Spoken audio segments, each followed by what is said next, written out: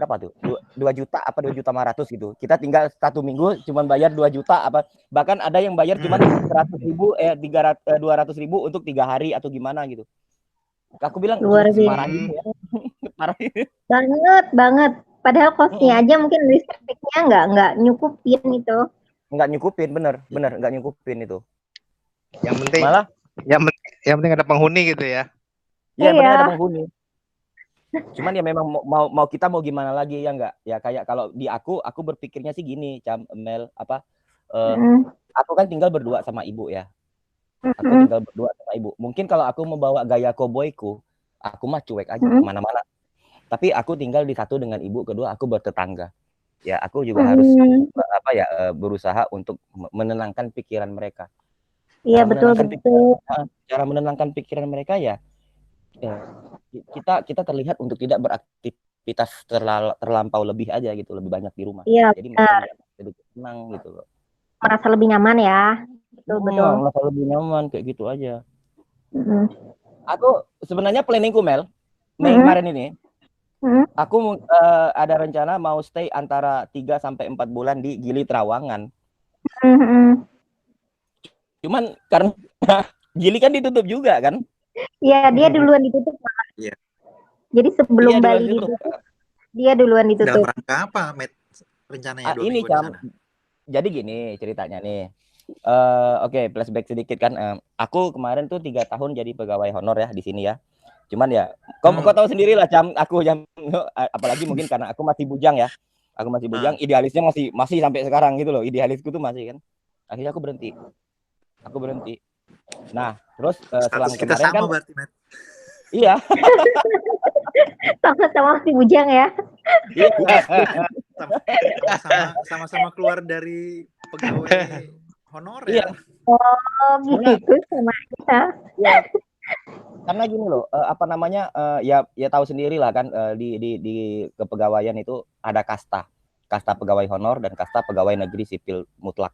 Nah, yang honor mau dia profesor ya dia harus tetap siap-siap aja disuruh. Mau dia dokter, mau dia S3, dia harus tetap siap-siap disuruh. Ngangkat meja pun harus mau gitu. Tanpa melihat hasil kerja kita yang sebenarnya yang sesuai dengan keahlian kita. Akhirnya aku berhenti. Kelar aku berhenti, tiba jarak berapa bulan temanku ada WA. Dia tinggal di Gili Trawangan. Dia bilang gini, apa sibukmu? Nah, aku kan kemarin sempat bolak-balik ke Jogja sekitar bulan Desember kemarin itu ada event. Nah, terus temanku mau nggak stay di Gili Trawangan? Diajak main musik gitu. Terus aku pikir kan kalau di Gili Trawangan aksesnya justru lebih gampang. Kalau ke Jogja kan bisa lewat darat, bisa lewat udara gitulah. Makanya aku kemarin pikir mau stay di sana dulu bareng 3 sampai 4 bulan. Mumpung masih bujang, Bro. Semuanya all. Kalau udah udah. Ya gitulah. Tapi off semua off semua ini asli. Iya sih. Tapi posisi Pontianak nih, Met. Kenapa masih di Pontianaknya di mana, Met? Jadi udah di daerah mana Pontianaknya? Di daerah Kota Baru. Oh, iya. Di daerah Kota Baru. Dekat Gramedia, Kota Baru. Kenapa, Mel? Dekat Gramedia, UI yang lama tuh. Kan Kota Baru. Iya. Pak Sony masuk. Ada martabaknya enak ya. Bu Lisda masuk, Pak Fatur masuk nih. Alhamdulillah. Kok ini ya enggak apa ya enggak. Ya aku. Oh, Lisda gimana Lisda? Tes suara Lisda. Waduh, tes suara. Bu Lisda, silakan tes suara. Assalamualaikum. Waalaikumsalam. Waalaikumsalam. Pak Sony. Mel, apa kabar? Alhamdulillah baik. Ada bulik kah? Ada. Ditutup deh.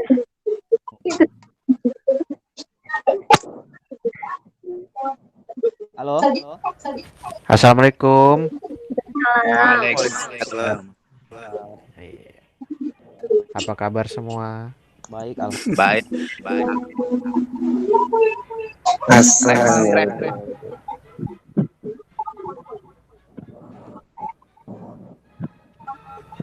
Ini Fatur kok hilang ya? Fatur lagi di jak. Kayaknya lagi belanja tadi. Waduh. Aduh, ini udah masuk nih. Narsum udah lengkap ya. Assalamualaikum. Waalaikumsalam. Aku sambil ya. Iya, siap. Lagi under order. Hari pertama. Oh, ini udah mulai pelonggaran ya? Hisam tambah ganteng aja ya. Kayak bayi muang.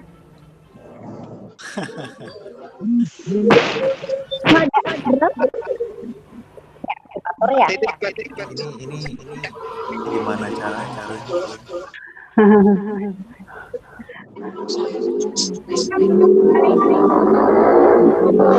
Waduh.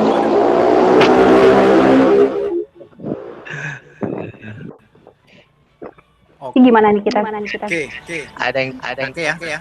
Narasumbernya udah lengkap. Oke. Nah, Narasumbernya 3, hostnya 2. Ya, 5 menit lagi nih. Oke, baik. tapi hostnya ya.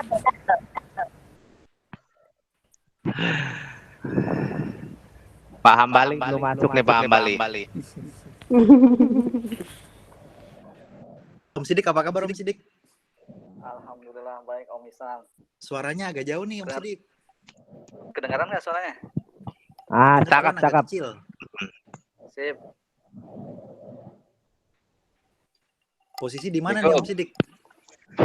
Masih di bumi Allah. Ngeri kali jawabannya. Pak Sidik pangling ini. Aduh, Pak Sidik mantap. Pangling ini tambah gemuk ini. Ya, ini akibat WFA kelamaan ini nih.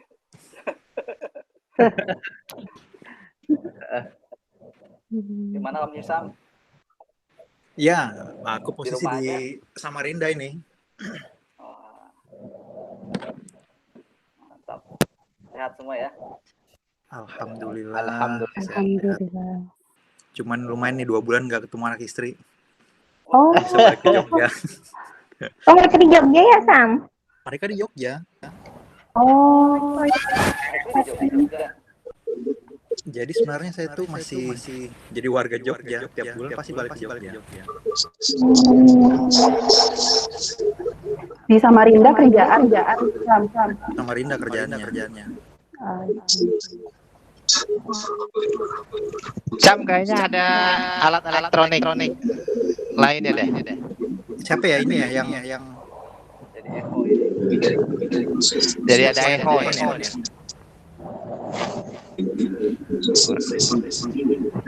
Bentar. TV apa ya? Coba mute. Saya pakai dua ya ini.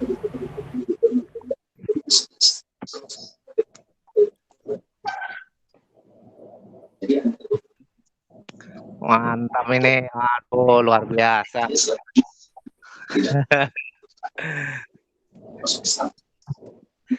Dua menit lagi ya kita mulai ya. Sambil jalan banyak yang masuk juga kok. Ini kapan nih mulainya nih? Mas Asrul Soni, posisi di mana nih Mas? Ini apa mulainya kapan nih? 2 menit Belum ada lagi. ngumpul nih. Bentar lagi ya. Nggak sabar dengerin ceramahnya ini Ustadz Sidik nih. Lama banget kayaknya nggak ketemu sejak mana ya? Masih kuliah. Kalau sama email, iya Mel. Lama banget. Ya. Tapi kalau sama Faisal, Isam, Sony kemarin datang nggak ya waktu itu? Kayaknya nggak datang kan ya?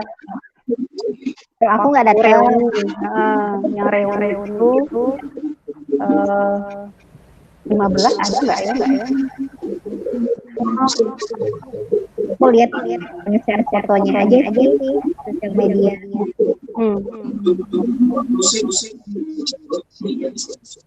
Masih di Bali, Mel? Masih di Bali. Tapi masuk sih, cuman kira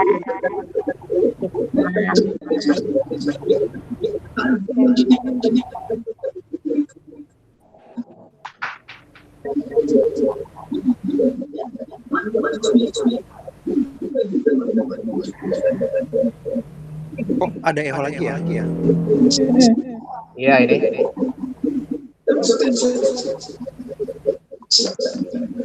Ahad.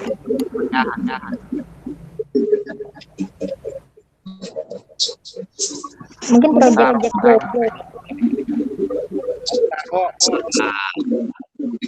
Opowo nih masuk, mantap.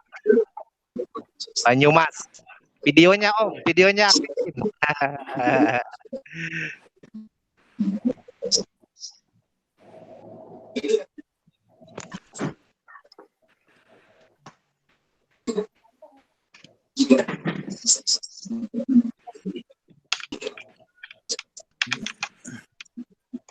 Ada Om Rusdi juga. Om Rusdi di mana Om Rusdi? Bengkulu ya, kalau nggak salah ya. Halo Om Rusdi. Ada Aji juga mau masuk nih. Iya, masuk nih. Kita tunggu nih. Kabar Pak Sidik? Alhamdulillah baik Om Rusdi. Ada salam dari Prof Wisnu Om Rusdi. Sama. Salam balik. 2 orang nih kandidat nih. Biasa ini. Kandidat tuh Pak Sidik tuh kandidat tuh. Belum. Jelas kandidat almarhum. Haji masuk. Mantap. Assalamualaikum Mama Haji. Oi, mana Haji?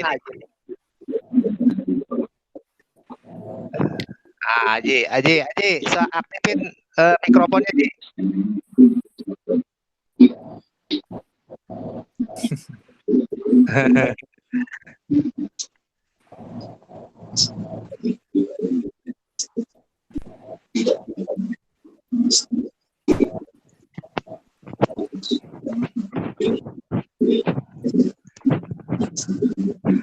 Oke ya, kita mulai ya. Ya. Saya off dulu nih. Bentar ya, mohon maaf nih saya off nih semua nih. Kecuali host. Sebentar.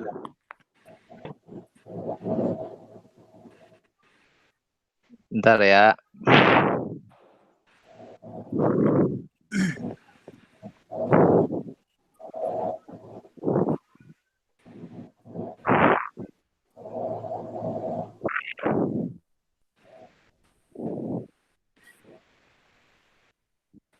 Oke, sebelum mulai, saya buka prolog dulu sedikit ya, teman-teman. Assalamualaikum warahmatullahi wabarakatuh. Saya di sini selaku admin. Terima kasih teman-teman semua atas kehadirannya. Secara pribadi, saya mau mengucapkan dulu nih, minal aidin wal faizin, mohon maaf lahir dan batin. Taqabbalallahu minna wa minkum siyamana wa siyamakum. Teknisnya nanti seperti ini, saya open dulu semua kecuali ya nanti host dan co-host akan memimpin acara ini sepenuhnya. Kemudian nanti silakan host dan co-host mengatur narasumber siapa dulu yang bicara. Setelah itu nanti diskusi, tanya jawab atau ngobrol santai lah ya, seperti itu. Seperti biasa lah ya. Mungkin nanti teman-teman sudah tahu secara teknis ya, kalau mau bicara aktifkan dulu mikrofonnya. Kemudian nanti minta izin dulu ke host atau co-host. Oke.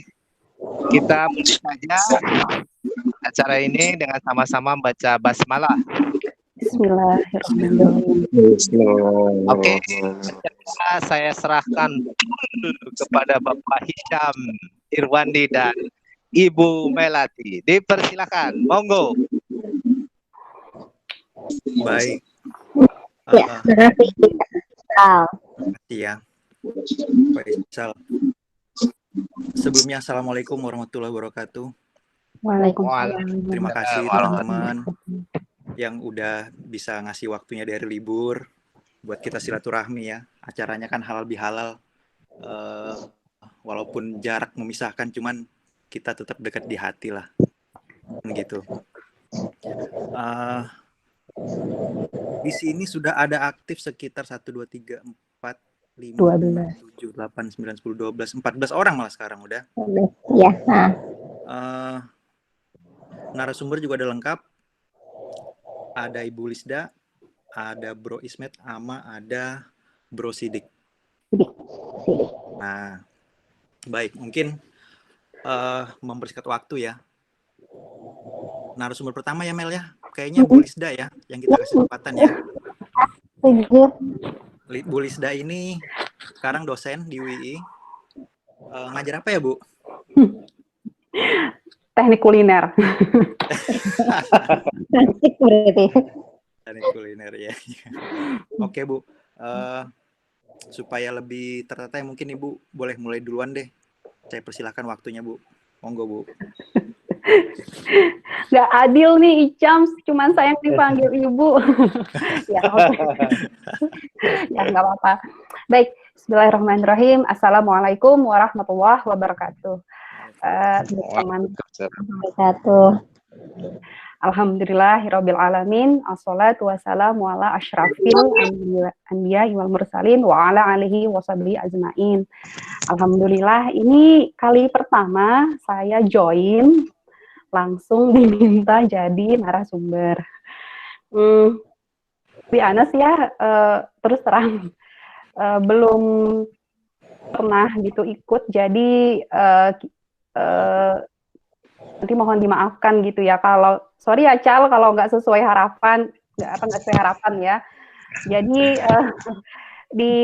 kalau sesuai tema yang diberikan ini kan berkaitan dengan nanti kita akan menghadapi new normal ya, karena kita dari banyak kota, jadi nanti mungkin bisa saling share aja gitu ya, bagaimana persiapan di kota masing-masing berkaitan dengan new normal ini. Saya di Jogja dan teman-teman juga banyak yang di Jogja ya, termasuk email juga kapan gitu kayaknya juga ke Jogja kan ya. Jogja sih secara umum nggak banyak berubah ya, tapi memang kalau secara nasional alhamdulillah yang pasiennya termasuk yang sedikit gitu ya, kalau dibandingkan dengan Kalsel asalnya saya itu lebih banyak ya, jauh lebih banyak. Nah, kalau saya pribadi di UII, kami memang sudah off dari pertengahan Maret ya. Jadi saya juga saat ini dapat amanah di pusat bahasa, itu juga kami off dari pertengahan Maret ya sampai sekarang, dan akan diperpanjang sampai dengan akhir Juli. Dan Pak Fatul sudah memberikan instruksi bahwa kami juga harus bersiap sampai dengan akhir tahun. Ya, jadi kalau dari aspek bidang pendidikan, kami para dosen ini memang diminta untuk mempersiapkan diri, menyiapkan materi gitu ya, materi pembelajaran sampai dengan akhir Januari. Nah, berkaitan dengan new normal ini, tidak hanya saya, kan juga punya anak gitu ya, sekolah gitu ya, juga tinggal di lingkungan dengan tetangga. Sekarang mulai hari ini gerbang-gerbang di Jogja itu sudah mulai dibuka gitu ya. Jadi portal yang biasanya di kampung itu ditutup, masjid ditutup, ini sudah dibongkar. Masjid sudah kembali aktif ya, jamaah ya. Mudah-mudahan pasiennya nggak bertambah gitu ya dari Jogja. Kalau dilihat secara grafik, sebenarnya kan Indonesia saat ini masih tinggi ya kurvanya. Kita belum kurva turun gitu. Jadi saya tidak tahu persis kebijakan dari pemerintah gitu ya. Kenapa sudah mulai Juni ini sudah mulai menerapkan new normal. Kalau di Jogja dari Sultan itu sepertinya pertengahan Juni apa ya, itu sekolah-sekolah juga pertengahan Juli gitu sekolah-sekolah diminta sudah kembali aktif. Nah, kalau menghadapi ini tentunya saya percaya bahwa kita tidak bisa hanya berharap dari pemerintah gitu ya, apalagi melihat kondisi saat ini kita cukup kolaps gitu ya, negara Indonesia pasiennya bertambah, tidak turun gitu ya dibandingkan dengan Malaysia, Singapura gitu ya, tetangga kita, mereka sudah kurvanya sudah mulai turun gitu ya.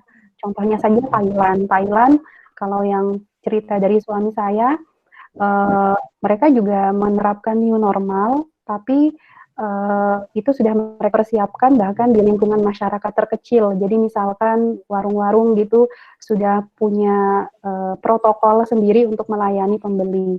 Nah, bagaimana dengan kita gitu ya? Ini jadi tantangan gitu. Saya selaku orang tua siswa, saya juga dosen gitu ya di kampus. Kalau di UI, alhamdulillah insya Allah karena ada Satgas ya, Satuan Petugas untuk Mitigasi COVID, jadi protokol sudah disiapkan, peralatan disiapkan. Jadi kalau yang berkaitan dengan new normal ini, kita nggak cuma protokol ya, nggak cuma tata cara hidup kita yang berubah, tapi juga tentunya harus dilengkapi dengan fasilitas pendukung ya, seperti tempat cuci tangan ataupun juga cara berinteraksi gitu ya, itu kampus UI sudah mulai mempertimbangkan banyak hal gitu, sudah mulai menerapkan sejumlah aturan. Tapi itu tidak berlaku, bukan tidak berlaku ya, tapi saya belum melihat gitu kalau di lingkungan masyarakat kita. Kalau di lingkungan rumah saya sih insya Allah pelan-pelan gitu ya, meskipun sekarang sudah mulai dibuka gitu ininya akses untuk orang luar untuk masuk ke lingkungan sekitar perumahan. Tuh. Ya, jadi kalau di sini kita mungkin nanti akan bisa saling share gitu ya. Jadi dengan kota-kota yang lain bagaimana persiapan, mungkin juga dengan tempat kerja teman-teman juga protokol apa yang sudah mulai disiapkan gitu ya. Kalau di UI karena kami masih sampai dengan akhir Juli masih online ya, meskipun ada wacana nanti akan dibuka kampus sistemnya nanti shift-shiftan gitu, jadi siswa diatur, tapi masih belum jelas gitu ya, belum ada aturan yang keluar gitu dari Pak Rektornya. Itu mungkin yang bisa saya share ini. Alhamdulillah sudah 10 menit ini.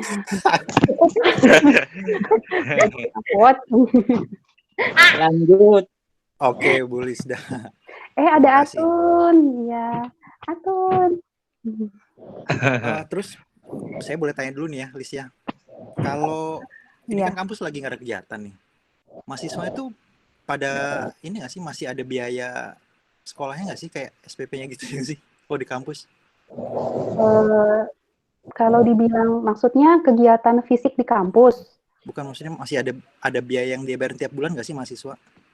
Kalau UI itu kita kan juga ya, kita itu kan bayarnya dalam satu semester itu 2 kali. Jadi ada catur dharma dan ada uang SKS. Ya, jadi kalau di UI bayarnya masih sama, cuman memang ada potongan dan ada keringanan. Jadi kalau misalkan ingin bayarnya nanti gitu, itu dimungkinkan. Jadi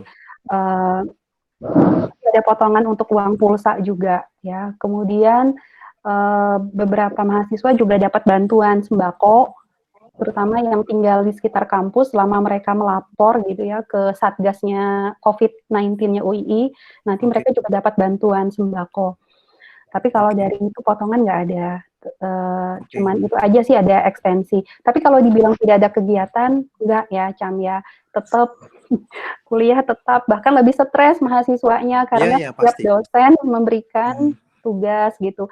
Dan yang stres itu nggak cuma mahasiswa gitu, saya juga gitu ya, karena dosennya cepat kan, bulan Maret gitu, Maret ke April ya online gitu.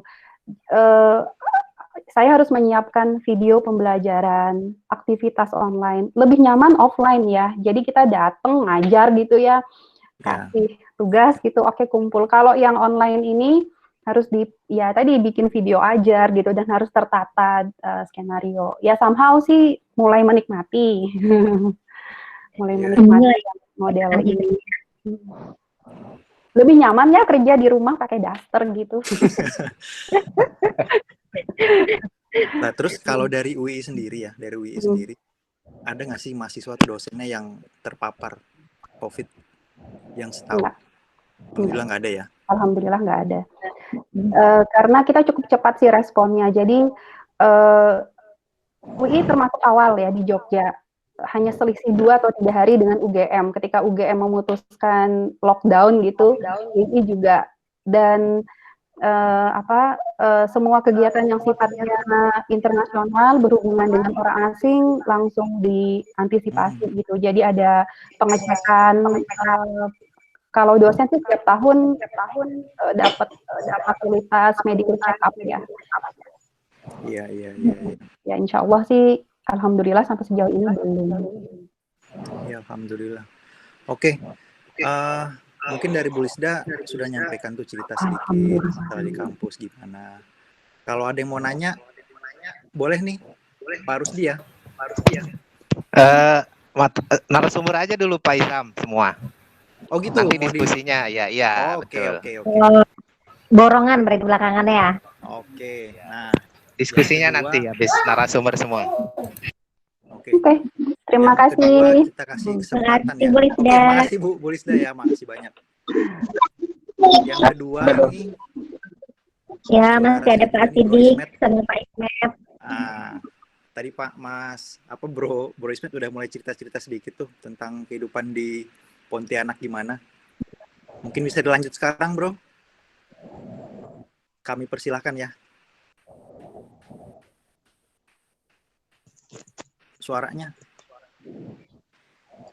Mikrofonnya. Nah, oke.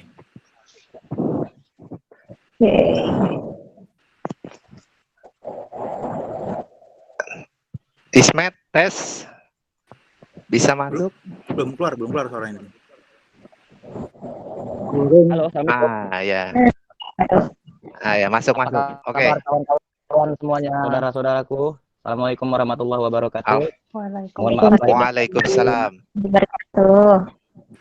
Jadi kalau cerita dari versiku ya yang ada di Pontianak, yang aku langsung aja ya to the point.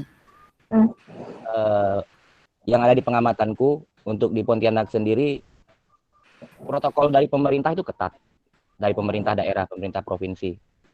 Cuman ya memang masih banyak masyarakat yang ngeyel. Dan kalau menurut aku pribadi itu nggak bisa disalahkan juga, karena kebanyakan masyarakat yang ngeyel itu adalah yang di sektor swasta, bukan yang di sektor pemerintahan. Artinya mereka butuh juga untuk untuk menafkahi keluarga mereka. Termasuk juga kemarin yang aku boleh cerita sedikit ini, beberapa teman-teman musisi di sini ikut menggalang dana ngamen online. Tujuannya adalah untuk beberapa teman-teman yang bekerja di sektor hiburan kayak ngamen di kafe atau di mana itu, otomatis kan mereka hilang pendapatannya. Jadi kami sepakat bikin sebuah acara yaitu untuk menggalang dana. Paling tidak mereka ngamen online dan yang mau nyawer silahkan.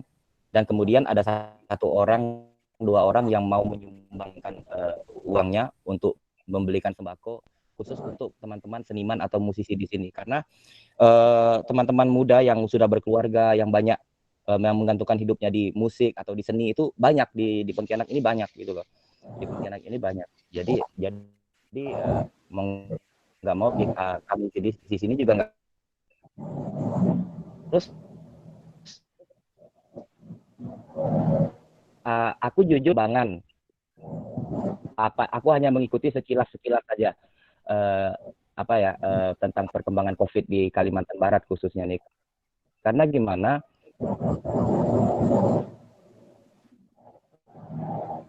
Bikin ya misalnya umpamanya contohnya ya dari pemerintah bilangnya A, ternyata dari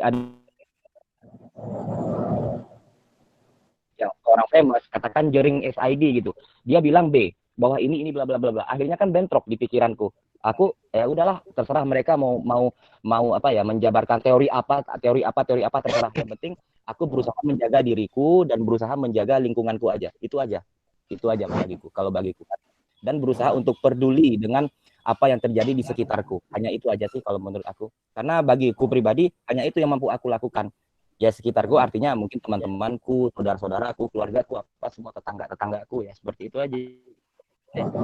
Dan kalau di kegiatan pribadi ya berhubungan aku memang kegiatanku di sektor informal juga, dan karena sekarang ini lagi tiarap, lagi lockdown, ya aku sibukkan kegiatanku dengan ya berkebun, nanam timun, nanam cabai, nanam tomat. Terus kalau pagi aku workout, jogging misalnya di rumah atau apa gitu, ya malamnya biasanya cuma nyantai di rumah. Dan akhirnya aku benar-benar menikmati kegiatan di rumah. Ternyata rumah itu memang tempat yang nyaman gitu loh. Kalau sebelum COVID kan tiap malam aku kemana-mana, ke warung kopi lah, ketemu teman atau inilah. Akhirnya sekarang ini siang malam aku hanya di rumah. Bahkan Lebaran kemarin kan karena ibuku pulang kampung, aku sendirian di rumah. Lebaran kemarin setelah selesai sholat Id, aku matiin lampu, aku nyalain lampu halaman, aku kunci pintu, tutup gorden, aku hanya di rumah aja. Jadi istilahnya ini waktu yang tepat untuk, kalau menurutku sih, kalau menurut versiku, waktu yang tepat untuk merenung kalau menurutku. Karena ya apalagi dan aku pribadi nggak mungkin mengutuk, menyalahkan keadaan atau apapun. Paling cuma silaturahmi ke beberapa teman. Kayak kemarin teman kita Alen, aku sering kontak sama dia karena dia udah pindah ke Solo. Dia kerja di Bank Bukopin, dia pindah ke Solo, aku sering kontak sama dia. Terus Aris Kartiwa, kalau masih ingat Aris Kartiwa, anak 99 juga. Ada itu nih kalau menurut aku. Jadi artinya aku pribadi hanya berusaha menjaga hanya berusaha menjalankan protokoler yang dianjurkan pemerintah. Cuman itu aja. Terlepas dari teori apapun itu, aku nggak mau peduli karena takutnya nanti malah bikin beban pikiran, satu, dan yang kedua tersugesti. Artinya aku hanya mengambil hal positifnya adalah jaga diri, jaga lingkungan sekitar, dan jaga teman-teman. Udah seperti itu aja gitu loh. Dan melakukan apa yang bisa aku lakukan. Kayak kemarin aku nanam cabai, bibitnya alhamdulillah ada tumbuh sekitar 50 polybag. Aku bagiin ke teman-teman, siapa yang mau ambil ke rumah gratis, siapa tahu itu bisa membuat kalian berkegiatan di rumah. Seperti itu aja. Karena kegiatan-kegiatan sebelumnya juga ini Bapak dan Ibu moderator dan teman-teman semuanya.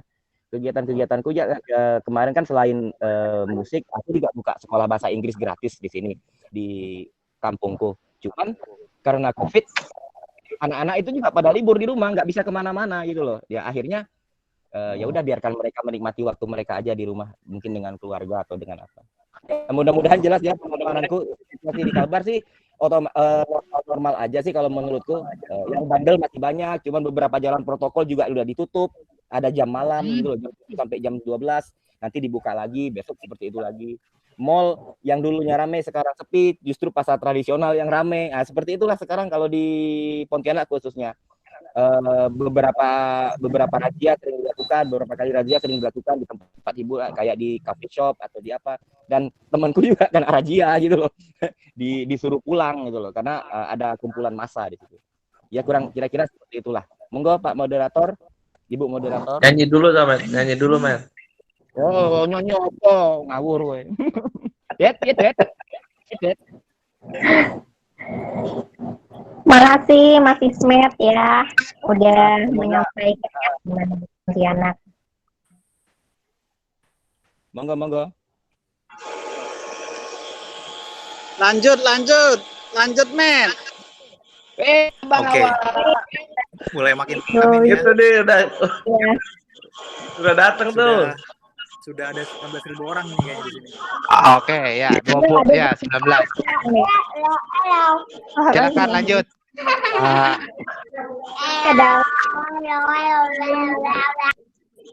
Oke, tampaknya mungkin nanti kita Suaranya ya. terputus nih. Halo. Halo. Iya. Halo. Ya masuk. Lanjut. Oke, lanjut. Makasih. Bro Ismet kita sama-sama, udah Syam. pengalaman di Pontianak segala macam. Ada.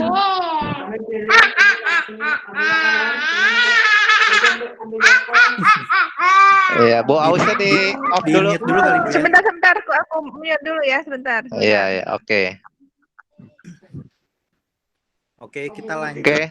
Kita lanjut ke narasumber terakhir. Ada Bro Sidik di sini. Kalau dilihat dari titelnya nih udah mau jadi kandidat nih, calon doktor ya. Amin, amin. ASN LIPI di Jakarta. Oke. Silakan Bro Sidik. Ya, Waktu dan tempat. baik, terima kasih Om Hisham dan rekan-rekan semua. Assalamualaikum warahmatullahi wabarakatuh. Waalaikumsalam. Waalaikumsalam warahmatullahi. Sebelumnya saya mengucapkan taqabbalallahu minna wa minkum manawasyamakum minal aidin wal faizin. Mohon maaf lahir batin semuanya. Walaupun mungkin kita jarang ketemu, mungkin barangkali juga tetap mungkin ada kesalahan yang terjadi ya. Saya mohon maaf atas segala kesalahan tersebut, dan mungkin barangkali juga nanti ketika memang saya berbicara sesuatu ada yang tidak tepat dan tidak baik, mungkin mohon dimaafkan sebelumnya.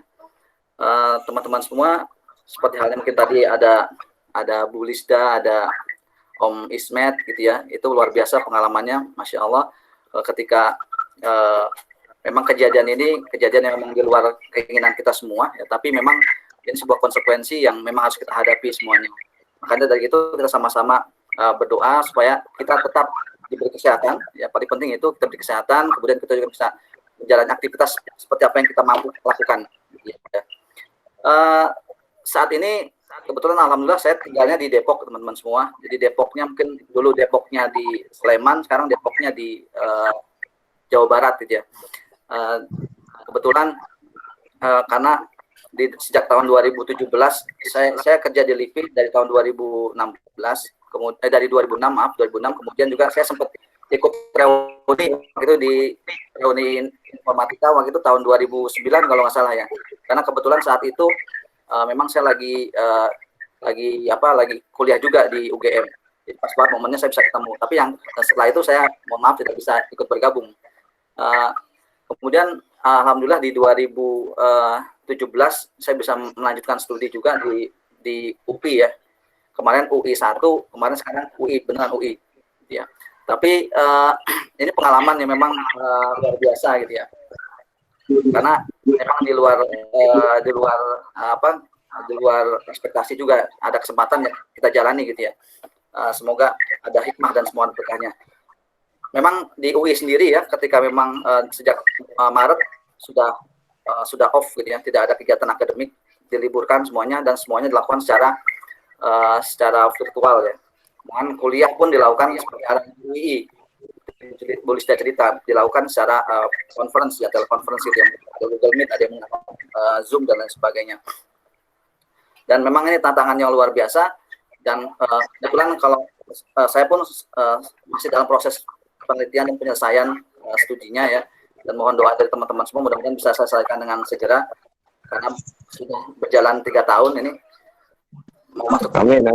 tahun terakhir ini mungkin bisa segera selesaikan, walaupun mungkin kondisinya memang sangat berat karena harus melakukan penelitian di tengah-tengah kondisi wabah seperti ini.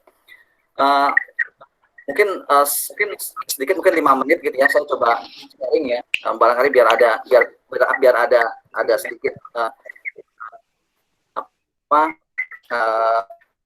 narasi religiusnya gitu ya. Saya coba men-share terkait dengan sebuah kajian yang memang sudah pernah disampaikan sebelumnya oleh Ustadz Budi Ashari terkait bagaimana kita bisa merespon atau menyikapi sebagai orang yang beriman, kita mensikapi wabah ini, dan mungkin juga nanti ada pos wabah ya, istilahnya pos wabah ini atau pos musibah ini, atau mungkin kita bisa disebutkan nama-namanya dengan normalitas baru atau new normal gitu ya, ataupun apapun istilahnya. Yang jelas pada prinsipnya ketika yang paling terpenting ketika sebagai orang mukmin kita atau sebagai orang yang beriman, kita coba mensikapinya dengan ketenangan.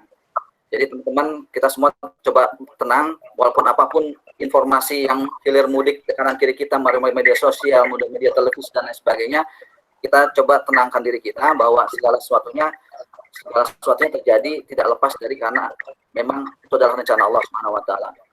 Kalau kita buka surah Al-Baqarah itu ya, kita kan paham betul bahwa setiap manusia akan diuji dengan sedikit ketakutan, kelaparan, kekurangan harta, jiwa dan buah-buahan, dan sampaikan kabar gembira kepada orang yang sabar. Karena itu maka kita secara sunatullah Allah sudah mengungkapkan seperti itu bahwa ujian ini adalah bagian daripada proses kehidupan kita. Itu semua tentunya jangan sampai kita pilih pilihan panik ya. Kalau kita panik nanti jadi kita salah bertindak. Banyak waktu awal-awal mungkin ada tragedi pengumuman ada tragedi wabah ini ya, pandemi ini, banyak mereka yang panik, mereka akhirnya berbondong-bondong membeli masker, akhirnya sampai nggak ada masker, membeli sembako desa sampai akhirnya masif sekali dan ada kesulitan sampai orang sembako, harga pun naik semuanya, yang akhirnya kondisinya baik ya, kondisi tidak baik sehingga yang tidak baik nantinya. Kita coba pahami bahwa kita ya jelas bahwa kita diminta untuk melakukan menjaga jarak, kita WFH, kita work from home, kita coba jalani itu. Kemudian juga misalkan kita menggunakan masker dan lain sebagainya, cuci tangan dan lain sebagainya, itu bagian pada ikhtiar kita. Kemudian juga itu bagian dari tawakal kita. Dan yang perlu penting adalah kita sabar, karena itu adalah bagian daripada tawakal yang memang kita jalani. Hal yang penting juga jangan dilupakan itu Rasulullah pernah bersabda, untuk gitu ya. Jadi sedekah itu memadamkan musibah gitu ya. Jadi semua justru ini bisa kebersamaan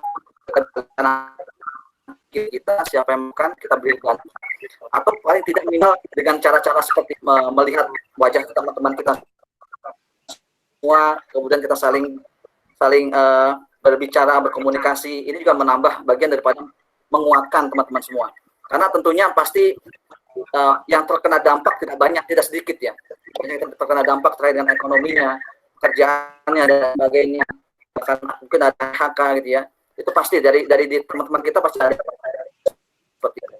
Itu mungkin kita bangun dengan cara ya salah satunya dengan kita bertemu tatap muka seperti ini, kita bisa membangun kebersamaan, kemudian juga kita bisa melihat kita coba kalau memang kita mampu memberikan infak dan sedekah, membantu teman-teman kita yang memang merasa kekurangan karena kondisi yang menghimpit, kondisi seperti ini ya.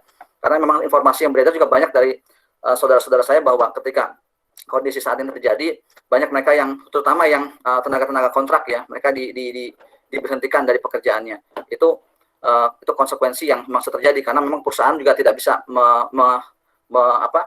menanggung beban seperti itu. Kemudian dari teman-teman semua yang dirahmati Allah, jadi dari itu semua kita berharap satu hal, ketika sudah kita tenang, kemudian kita sudah mentawakalkan diri kita adalah kita melahirkan dalam diri kita adalah keridoan. Keridoan adalah tanda syukur yang sejatinya untuk mendapatkan kita hakikat kebahagiaan. Teman-teman semua, ridho ini bagian daripada proses akhir daripada ketika kita ada keimanan, ada ketenangan, kemudian ada ketawakalan dalam kehidupan kita. Sehingga kita berharap kita ridho terhadap keputusan Allah segala apapun itu. Allah telah memutuskan segala suatu apapun kejadian ini bagian daripada proses sunatullah dalam kehidupan kita. Dan kita mesti ridho. Kita mungkin mengenal dalam surat Al-Fajr ayat 27 ayat 30 ya, sampai 27 sampai 30. Bunyinya itu mohon koreksi kalau mungkin ada yang kurang sesuai.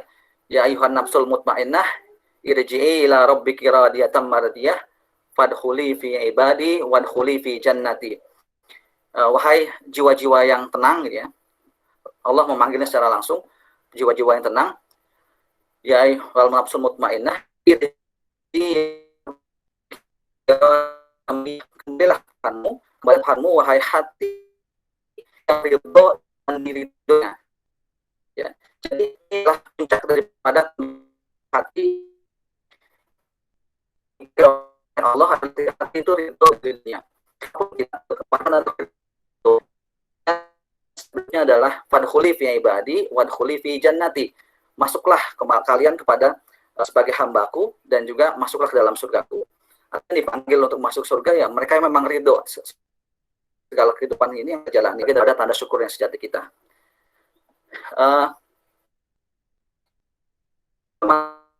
Semua lagi dengan siklus ya, siklus musibah ini ya teman-teman semua, ada normal baru, normal, nanti kemudian ada siklus yang terjadi setiap kita teman-teman semua. Kita hidup di sini tidak terlepas dari namanya ujian. Kita sudah kembali ke normal lagi, nanti ada ujian lagi, pasti seperti itu tanpa kita sadari. Walaupun ujian itu bentuknya adalah kekayaan atau ketenaran dan sebagainya, itu semuanya sebetulnya adalah ujian ya. Jadi yang perlu kita bangun adalah teman semua, sebaiknya sekaligus ini mengingatkan diri saya sendiri, kita coba isi kehidupan ini dengan banyak-banyak doa dan zikir ya teman-teman semua.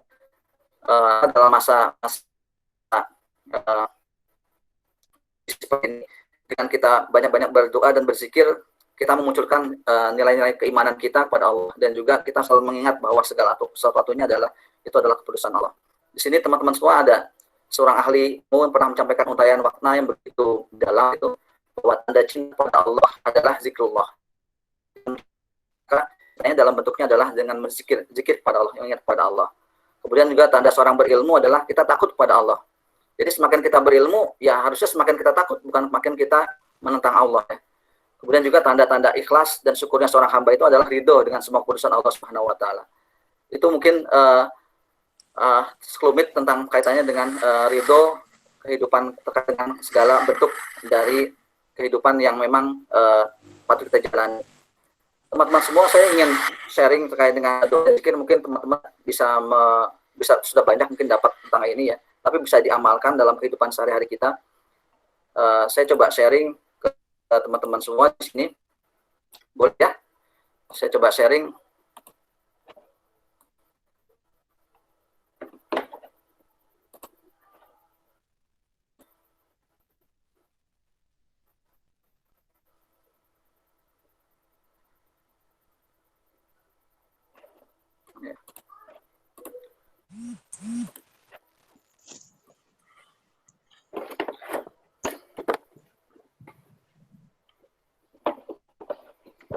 Dibuka dulu aplikasinya, Om. Sudah saya buka.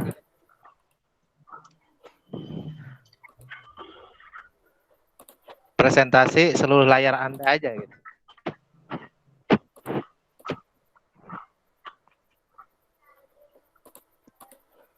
PowerPoint bukan? Saya PDF-nya adanya. Oh, PDF ya.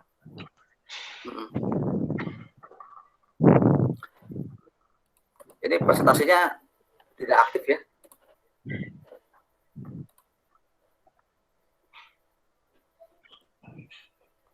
Udah dibuka belum filenya? Sudah dibuka. Sudah ya? Sudah dibuka.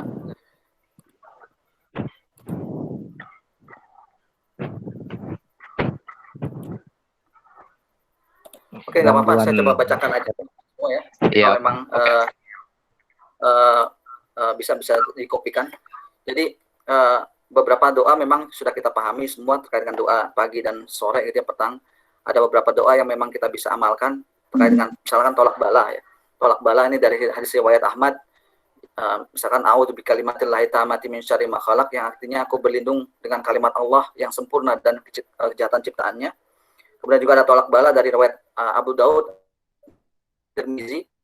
Bismillahirrahmanirrahim, la yadurru ma'ismihi syai'un fil ardi wala fis sama'i wa huwas sami'un alim, dengan menyebut nama Allah yang dengan sebab namanya tidak ada suatu pun di bumi maupun di langit yang dapat membahayakan, mendatangkan mudarat, dan dia maha mendengar lagi maha mengetahui.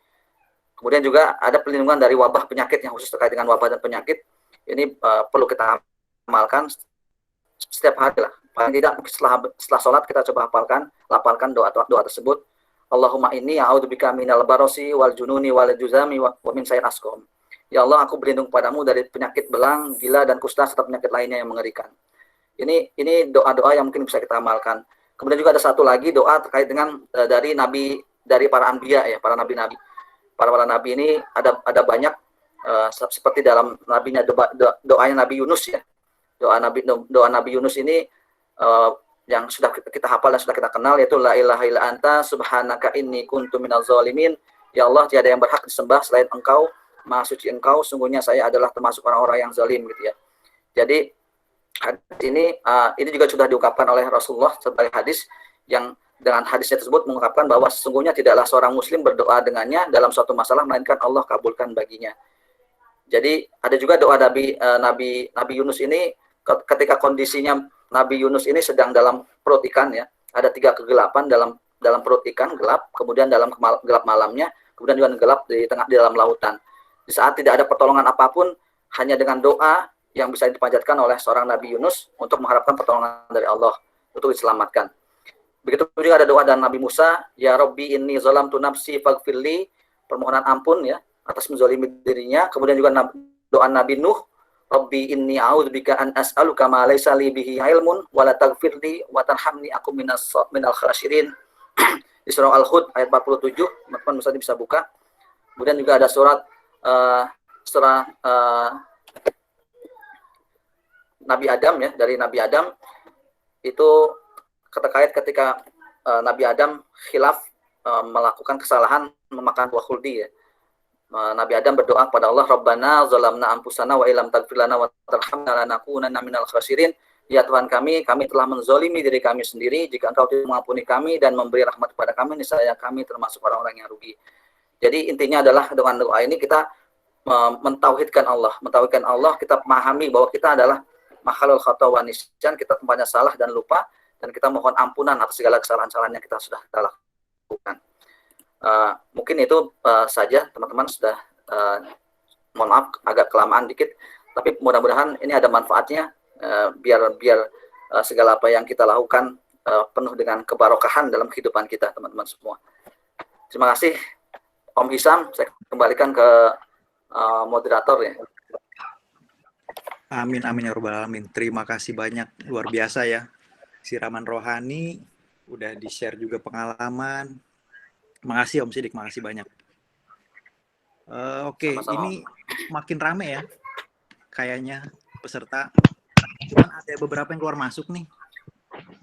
Jadi signalnya agak kurang bagus jadinya ya. Oke, selanjutnya mungkin kita bisa lanjut ke tanya jawab kali ya. Ada yang mau nanya ke narasumber atau mau bagi cerita juga boleh deh. Acaranya kita bikin santai aja ya. Cuma itu Pak Hambali sambutan dulu tuh. Nah, Ketua Kosema mana nih? Kok enggak? Nah, itu tadi belum diawali sambutan itu. Kayaknya lagi di luar ya posisinya ya. Nawan itu loh, Alif Nawan. Alif Nawan. Om Pak Hambali, dibuka dulu mic-nya ya. Mau dengar suara Pak Hambali nih. Kok nggak bisa, mic-nya kayaknya belum dibuka nih Sal ya. Iya, harus dari pesertanya. Atau yang lain mungkin ada yang mau nanya, silahkan. Yang mau nanya silahkan aktifkan mikrofonnya. Pak Sony nih, nah Pak Sony kayak udah aktif nih, mau nanya, silahkan. Monggo. Mau nanya ke siapa? Mau nanya ke siapa? Bu Lisda, Pak Ismet, atau Pak Sidik? Monggo.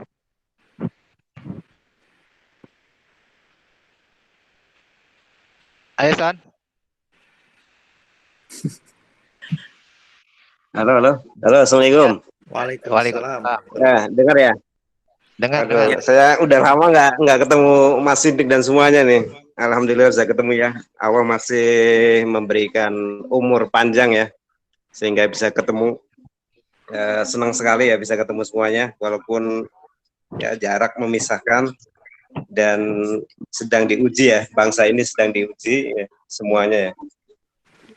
Nah, saya mau nanya Bang Sidik nih masalah tawakal ya. Masalah tawakal nih. Kita sebenarnya kita kan semuanya sudah berusaha untuk menjaga kesehatan ya. Ini kita sedang maksimal ya untuk menjaga kesehatan. Tapi tiba-tiba ya, yang namanya ini kan virus nggak kelihatan ya. Virus nggak kelihatan, kita udah usaha ternyata masih kena juga nih, ya kan. Nah, tawakal yang maksimal itu seperti apa nih kategori tawakalnya ya? Kita udah maksimal nih dengan nutup masker ya. Ini di tetangga saya ya, tetangga saya ini salah satu dokter ya. Ya kan otomatis dokter kan udah ini ya, proteksinya maksimal lah, tawakalnya maksimal juga, tapi kena juga positif gitu kan. Nah, seperti apa definisi tawakal yang maksimal itu seperti apa itu? Gitu aja. Oke. Langsung bisa dijawab kali, Om Sidik. Iya, baik. Om Sony, pertanyaannya luar biasa. Terima kasih banyak. Sebetulnya tawakal itu adalah bagiannya daripada ikhtiar ya. Jadi kalau ketika memang ikhtiar kita sudah lakukan, kemudian ternyata dari hasil ikhtiarnya itu tidak sesuai dengan harapan kita, tentunya itu adalah takdir namanya. Sudah ketetapan Allah. Dan kita sebagai hambanya tentunya tingkat paling tertinggi dari kita adalah kita ridho atas ketetapan tersebut. Karena bagaimanapun juga kita tidak bisa menghindar daripada ketetapan Allah. Kalau memang bagaimanapun juga kalau misalkan kita sudah berusaha semaksimal mungkin, bahkan hal-hal yang lain misalkan kematian pun ya, kita bersembunyi di dalam lubang semut pun, itu kita Allah tahu, kita saatnya takdir kita adalah kita mengakhiri hidup kita, maka saat itu juga kita meninggalkan dunia. Jadi bagaimanapun juga tawakal itu memang sudah harus disertai dengan ikhtiar, dan tentunya setelah itu juga harus dilakukan dengan sabar. Jadi kita bersabar segala apapun ketetapannya, dan jangan sampai kita bersuuzon dengan Allah. Bersuuzon itu berprasangka buruk pada Allah. Jadi jangan sampai ketika kita merasa sudah susah payah, kita sudah berjuang, misalkan kita ada di rumah aja, tetapi ternyata Allah masih menetapkan kita terkena wabah misalkan. Jangan sampai seperti itu, karena bagaimanapun juga setiap apa yang sudah menjadi takdir kita itu adalah ada hikmahnya semuanya, dan kita harus ambil hikmahnya tersebut sebagai bagian daripada proses sunatullah kehidupan kita, teman-teman gitu. Mungkin itu Pak Sony, mungkin kalau kurang puas nanti bisa tanya ke Ustadz beneran, saya Ustadz abal-abal. Oke Mas Sidik, makasih ya. Oke, terima kasih ya diskusinya sementara Mas Asrul Sony dengan Pak Sidik. Ada yang lain mungkin? Saya Pak Ijam. Pak siapa nih? Oh, Pak Saya. Saya mau nanya nih buat ketiga narasumber. Luar biasa sekali hari ini kita menyajikan menu-menu yang spesial sekali selain opor dan sambal goreng ya. Ternyata teman-teman kita jauh luar biasa, sudah lompatannya luar biasa lah ya. Tentu kita selaku teman sangat bangga sekali. Yang terpenting di antara kita doa bidoa lah, doa di antara kita saling mendoakan seperti itu. Yang pertama buat Ibu Lisa, tentu saat ini kita dulu tidak bisa membayangkan zaman-zaman kita kuliah seperti ini kondisinya, bahwa kita dipertemukan ternyata dengan online seperti ini gitu ya. Zaman dulu kita kuliah mungkin kita ya ada sih mungkin ya bagian dari diskusi kita kuliah seperti ini gitu ya, tapi ternyata sekarang terbukti kenyataannya. Nah, barangkali mungkin Bu Lisa selaku akademisi gitu ya, ini kedepannya dunia akademis ini ke depan mau seperti apa dalam tantangan yang memang sekarang sudah kita rasakan. Ternyata faktanya dulu kita mungkin baru diskusi, sekarang kita merasakannya langsung. Itu yang pertama. Yang kedua buat Bung Ismet, saya kira musisi itu sangat luar biasa ya, profesi yang sangat luar biasa yang bisa menghibur semua orang. Tapi saat ini itu banyak kendala-kendala yang memang kondisinya seperti ini, tidak bisa berkumpul, padahal seorang musisi itu layaknya bisa dilihat dan dinikmati lah, seperti itu, didengarkan dan bisa dinikmati. Nah, tentu bagaimana ini Pak Ismet, kondisi seperti ini sebagai musisi yang biasa konser di satu kota ke kota lain gitu ya, kemudian ya dari situ mendapatkan sebuah imbalan gitu, pendapatan honor dan lain sebagainya. Nah, kondisi seperti ini harus seperti apa nih Bang Ismet? Yang ketiga buat Pak Sidik. Pak Sidik, ada kajian nggak sih Pak kira-kira di LIPI gitu ya? Kajian-kajian yang menurut Pak Sidik ini bagaimana sih corona ini menyikapinya dalam era teknologi gitu ya. Terima kasih Pak Hisam, itu saja. Oke. Karena yang ditanya pertama tadi Bu Lisda. Bu Lisda ya, langsung Bu Lisda deh jawab, silahkan Bu.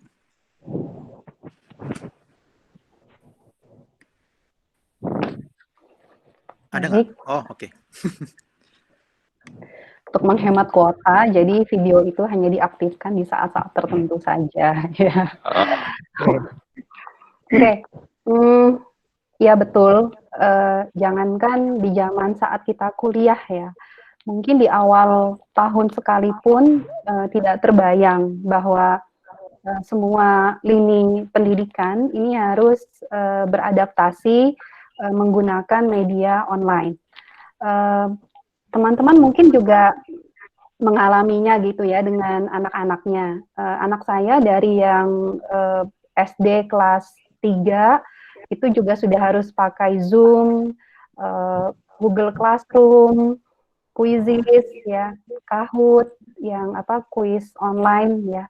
Dan gurunya juga saya cukup salut gitu bahwa yang kalau kami di universitas, kalau di UII gitu ya, dari beberapa waktu yang lalu, mungkin dari setahun yang lalu juga sudah banyak diberi semacam training gitu ya untuk menyiapkan materi online ini. Juga diminta untuk mengikuti kursus online ya. Tapi yang menjadi tantangan itu adalah kemudian ke semua lini ya, ke pendidikan dasar, yang menengah gitu ya. Nah, tantangannya saat ini adalah menjaga, kalau untuk menurut saya ya, tantangan dari online learning ini adalah satu buat studentnya, di sini bagaimana kita bisa menjaga siswa itu tetap engage itu tetap fokusnya tetap terjaga, tidak terdistraksi, tidak terganggu.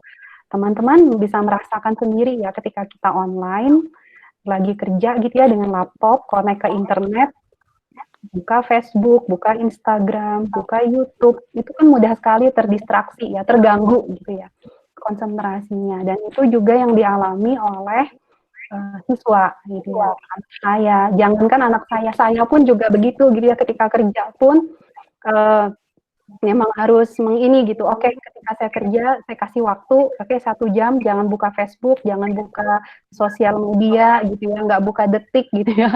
Nah, itu untuk supaya bisa menjaga fokus kerja. Nah, itu yang jadi tantangan saat ini. Bagaimana kemudian bisa menjaga mood student gitu ya, tetap fokus, bisa menerima materi. Dan itu menjadi tantangan juga bagi misalkan saya di sini teacher gitu ya, yang penyedia materinya. Bagaimana kami harus berinovasi, membagi materi itu memberikan aktivitas pembelajaran yang menarik, gitu, tidak monoton, ya. Itu butuh effort ya, butuh seni juga. Jadi misalkan contohnya dalam membuat materi ajar gitu ya, saya harus membuat ada animasinya, ya, ada apa, tidak bisa ketika memberikan materi itu too much important, maksudnya semua materi harus diberikan semua banyak gitu, itu nanti akan membuat mahasiswa lelah, malah tidak bisa menangkap apa yang disampaikan. Jadi itu tantangannya kalau dari saya ya, yang pembelajaran online ini. Mungkin teman-teman juga mungkin mengalaminya ya dengan teman-temannya. Kalau saat ini kan kita mungkin hanya meeting online gitu ya, tapi kalau dalam dunia akademik di sini bagaimana menjaga mood, tidak hanya mood mahasiswa juga mood dosennya gitu ya. Effortnya memang tidak sedikit gitu untuk menyiapkan materi online ini. Itu menurut saya tantangannya. Matur suwun. Sami-sami. Makasih Bu Lisda. Oke, lanjut ke pertanyaan. Ayo Matt, jawab Matt. Sidik ya. Abang nih suka nak ngejek aku be. Nggak ada sih. Bro Ismet kok bro. Kalau aku prinsipnya jalanin aja. Keadaan apapun ya memang kita harus siap. Karena kita tidak pernah tahu apa yang akan terjadi di hari kemudian. Dan tidak mungkin kita menyesali apa yang sudah terjadi. Apa ya? Bagi aku menjalani dan apa ya, kayak contohnya aplikasinya ya kayak seumpamanya aku kadang-kadang berhayal juga bahwa suatu saat nanti mata uang semuanya nggak akan laku dan akhirnya sistem barter itu berjalan. Umpamanya ini imajinasiku ya. Nah, ketika sudah seperti itu, siap nggak kita? Makanya aku mulai berkebun, mulai apa, andai kata itu terjadi, aku sudah siap. Istilahnya udah siap untuk bagaimana sih kita bertahan dengan situasi yang apapun yang kita tidak tahu pasti. Nah, terkait dengan musik, memang penghasilan itu berkurang, jujur berkurang. Tapi kalau bagi aku selama di situasi COVID ini aku masih bisa makan, masih bisa merokok, masih bisa ya kita conference, kita saling ketemu sama warga, ya itu juga rezeki bagiku. Itu juga rezeki. Jadi alhamdulillah. Nggak ada yang perlu dikeluhkan sih kalau menurut aku. Memang kadang-kadang kita miris melihat keadaan orang. Tapi balik lagi ke aku pribadi, aku juga kadang-kadang sedih melihat situasi orang-orang di sekitarku. Tapi aku nih kalau aku menjadikan orang, aku juga menjadikan aku sendiri. Mau sampai kapan? Akhirnya kita hanya akan berlarut-larut dalam situasi ini. Kita nggak punya, kan manusia itu setiap individu diberikan akal pikiran untuk berpikir, untuk mengolah sesuatu yang ada di depan mata gitu loh, yang ada di depan mata. Jadi terkait musik, kalau musik ya, manggung tidak, berkarya jalan terus. Artinya gini, nulis lagu atau apapun itu tetap berkarya terus, tetap dijalani. Bukan berarti hanya karena tidak ada manggung lalu tidak menulis karya, enggak. Kalau aku pribadi, aku nggak mau terstuck di situ, nggak mau terperangkap di frame itu gitu loh. Ya seperti itu sih kurang lebih. Kalau mudah-mudahan pertanyaan Pak Faisal dengan yang aku jawabkan dulu nyambung gitu loh. Terima kasih teman-teman. Pak Ismet. Konfirmasi, Matt. Pernah ini nggak, Matt, konser yang kayak di artis-artis sekarang tuh, apa tuh namanya ya? Online konser. Ya, online konser ya. Online gitu. Kalau untuk konser amal kami sudah lakukan kemarin, tapi bukan dengan bandku, tapi dengan musisi Pontianak. Itu hasilnya untuk membantu teman-teman musisi juga yang lain yang memang mungkin mereka udah berkeluarga atau apa gitu. Hasilnya kita serahkan ke yang lain, ke mereka itu. Tapi kalau untuk beberapa band besar di Jakarta itu kan kemarin ada bilang konser untuk membantu kru mereka. Kalau kami nggak mau. Ibaratnya gini loh, aku bangun rumah, masa tukangku untuk makan tukangku, aku minta ke Pak Faisal, Sal tolong dong, tukangku belum makan nih. Lalu persiapanku membangun rumah itu kemana? Nah gitu loh. Itu ibaratnya analoginya seperti itu. Artinya mereka punya kru, mereka band besar, mereka dengan penghasilan yang kadang-kadang dalam 1 bulan itu bisa ratusan juta untuk berapa kali manggung gitu. Tapi masa untuk menghidupi kru harus minta sumbangan ke orang? Nah gitu loh, itu analogiku sih. Artinya kita boleh pasrah, tapi harus ada satu, dan kedua jangan sampai itu justru kita blunder menjatuhkan harga diri kita sendiri gitu loh. Itu kalau menurutku sih. Oke. Tetap ada hal-hal yang harus kita perhatikan, harus kita harus tetap peduli dengan sekitar, tapi juga bukan berarti kita mengemis. Itu kalau menurutku sih. Matt, band kamu sekarang apa emang, Matt? Oh, yang di mana? Rahasia no. Bandnya banyak ya. Rahasia. Kalau yang di Jogja rahasia, kalau yang di Pontianak band reguleran tetap ada. Okay. Istilahnya band ngamen-ngamen gitu loh, tetap ada. Terus aku juga ada beberapa kegiatan lain yang ya alhamdulillah aku senang menjalani. Aku senang. Yo. Kalau di Jakarta ada nggak? Jakarta Malang ada nggak? Kenapa? Oke. Terima kasih. Belum. Oke. Ya, monggo. Kalau di Jogja biasanya di mana, Ismet? Jogja mana ya? Kadang aku nginep kalau misalnya kemarin kan aku stay di Jogja kan terakhir di Dayu. Nah, setelah itu kalau aku ke Jogja, aku kadang nginep di rumah Sony anak 2003 atau di rumah Didot, rumah Pak Dodi. Pak Dodi itu teknik sipil tahun 70 berapa gitu loh. Ya, senior juga, senior kita juga. Aku nginep di situ di daerah Bantul. Band apa itu, Ismet? Di mana? Di Jogja? Hah? Kalau yang di Jogja. Masih dirahasiakan dulu, mohon maaf belum bisa karena alhamdulillah aku, Andi sama Zudil sama yang dulu vokalisku yang kami di Kapten Jack, sekarang kami menjalin silaturahmi lagi dan kami sepakat untuk bentuk band baru lagi di luar Kapten Jack. Kami bentuk band baru lagi. Oh, ngelebur sama Kapten Jack ya? Iya, tapi di luar basis. Jadi kami berempat aja. Oh, ngelebur pakai nama apa, Ismet? Nah, itu masih dirahasiakan. Mungkin namanya kolonel kali, kolonel Jack setelah kapten. Kok dipancing-pancing nggak bisa sih? Jadi Oke, monggo. Bang ahli mancingnya. Ada yang mau tanya lagi nggak nih? Tadi satu lagi, Om Sidik. Iya, monggo. Oh, ada lagi. Oke.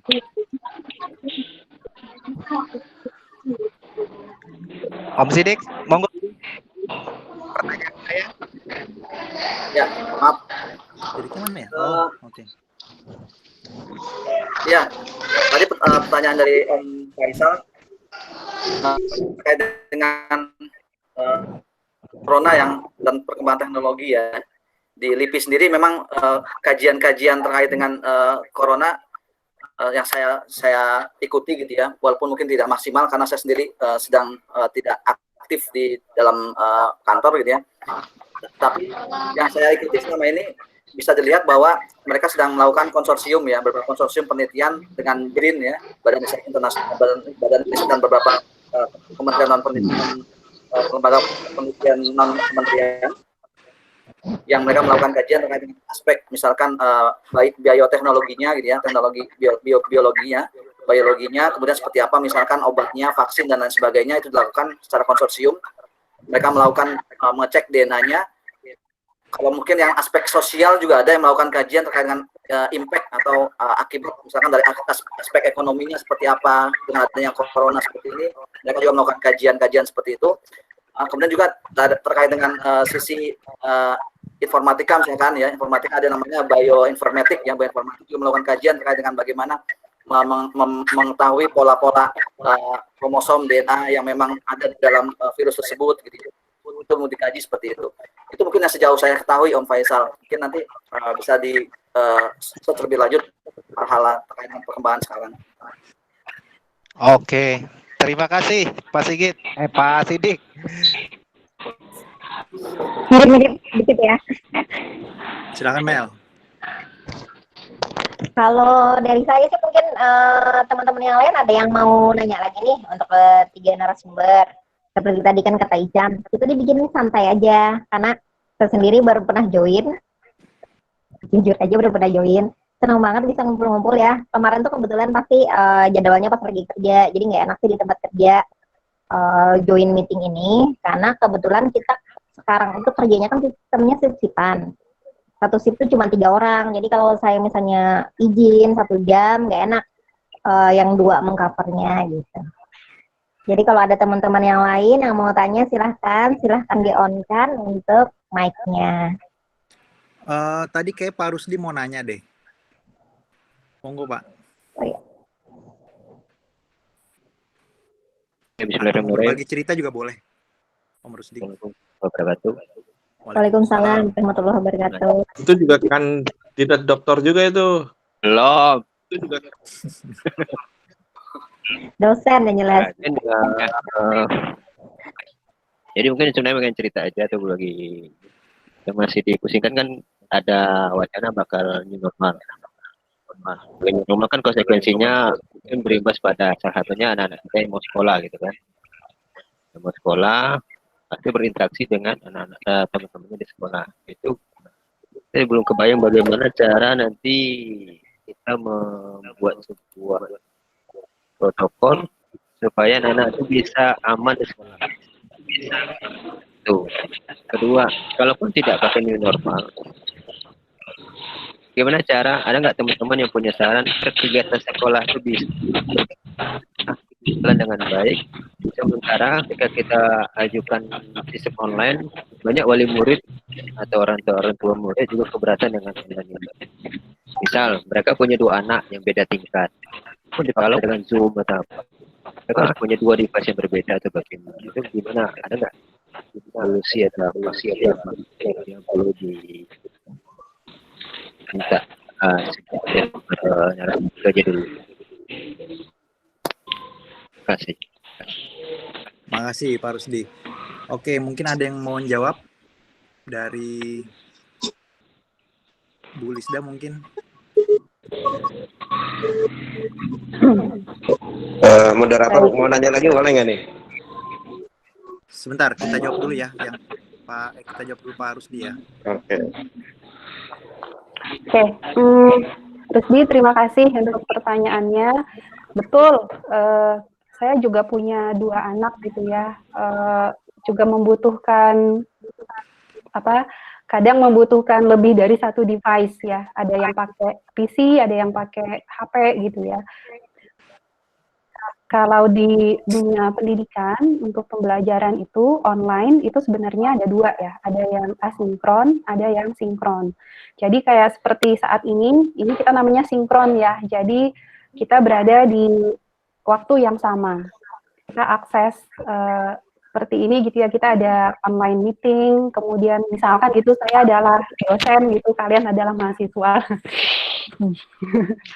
Nah ini sinkron gitu ya, jadi saya menyampaikan materi, kemudian juga bisa langsung berinteraksi gitu ya. Kalau ada pertanyaan, saya kasih feedback.